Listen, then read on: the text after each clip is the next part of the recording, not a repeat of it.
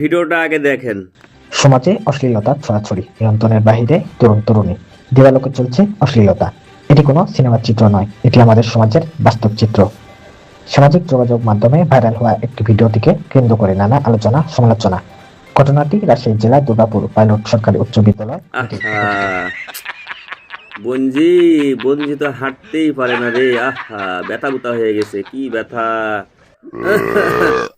বোনের দিকে দেখে আমার খুব কষ্ট লাগে। বাড়িতে যাই একটু গরম পানি স্যাঁত কইরা জায়গায় একটু স্যাঁত লাগাইয়া দিও। আর রাজশাহীবাসী যারা আছেন ভালো করে ছবিটা দেখে রাখেন।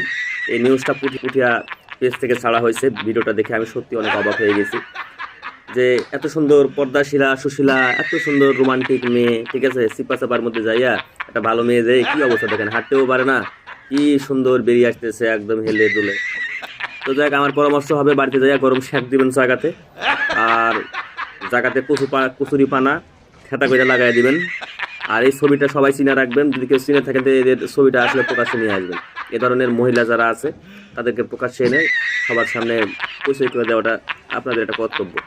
এই যে আমি কাছ থেকে দিয়ে দিলাম। যারা রাজশাহীর মধ্যে আছেন অবশ্যই কাছের যারা পরিচিত যারা, তারা বোরকা পরা থাকলেও তারা অবশ্যই চিনতে পারবেন যে আসলে এই শাহজাদিটা কে। এই শাহজাদির পরিচয়টা অবশ্যই মুক্ত করবেন।